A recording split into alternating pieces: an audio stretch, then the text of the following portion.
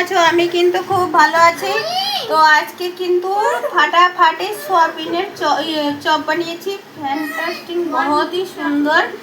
এই দেখো, এটা হলো সোয়াবিন আলু দিয়ে বানিয়েছি। সেটা লং ভিডিওতে যাবে, তো দেখতে পারো, বুঝতে পেরেছো?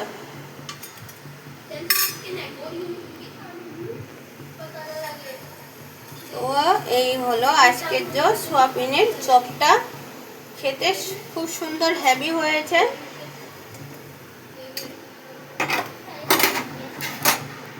তো এই দেখো, এটা কিন্তু পাটি সাটিতে একদম মানে চিকেনের থেকে কোনো অংশ থেকে কম লাগবে না, কেন সোয়াবিন অলরেডি চিকেনের মতন লাগেই, বুঝতে পেরেছো? আর সব থেকে ঢাকর প্রোটিন, আর খুব খেতে টেস্টি, খুব অসাধারণ। তো আমি একটা খেয়েই বলছি কেমন হয়েছে। পিউষ এলো আপ আপনা लो, एक खा लो। आगे बताओ कैसे बना। क्रंची है और अच्छा है। अच्छा है। पीयूष ऑलरेडी खा चुके हैं दोस्तों। तो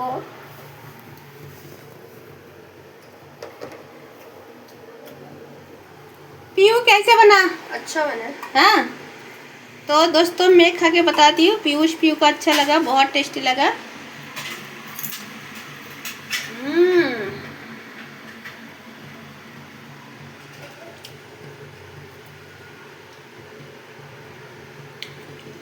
तो दोस्तों देखा एकदम जैसे ना वेजिटेबल में बहुत मस्त बना, और चिकन का जैसे इसका टेस्ट है, क्योंकि सारे कुछ वो चीज़ मैंने डाला हूँ, तो इसीलिए फ्लेवर बहुत अच्छा है,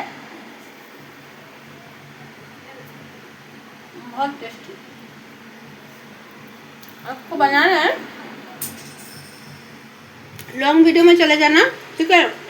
ये है सोयाबीन का, कोई भी सोयाबीन ले लो, कोई दिक्कत नहीं है, ठीक है? তো বন্ধুরা, খুব সুন্দর হয়েছে খেতে সত্যি। গরম মশলার একটা সফটে খুব ফ্লেভারটা আসছে, খুব খুশবু, একদম টেস্টি লাগছে। তো বন্ধুরা, জীবনে তো কাজ করতেই হবে, তাই থাকান হয় কিছু কাজ তো করতেই হবে, সবাইকে রান্না করে দিতেই হবে, তাই তো? আমাদের মেয়ে মানুষের জীবনটাই এরকম। তো আজকের কিন্তু এই চপটা, প্রতিদিনই রান্না তো খাই, আজকে একটু চপটা খাওয়ার মন হয়েছিল, সেজন্য আজকে চপটা করে নিয়েছি, বুঝতে পেরেছ? কেন অনেক সময় চেঞ্জ করাটা ভালো, সব সময় একই খাবার ভালো লাগে না। তো আমি এমনি মার্কেটের খাবারটা কম খাই, সবসময় আমি ঘরের খাবারটাই বেশি খাই, বুঝতে পেরেছো?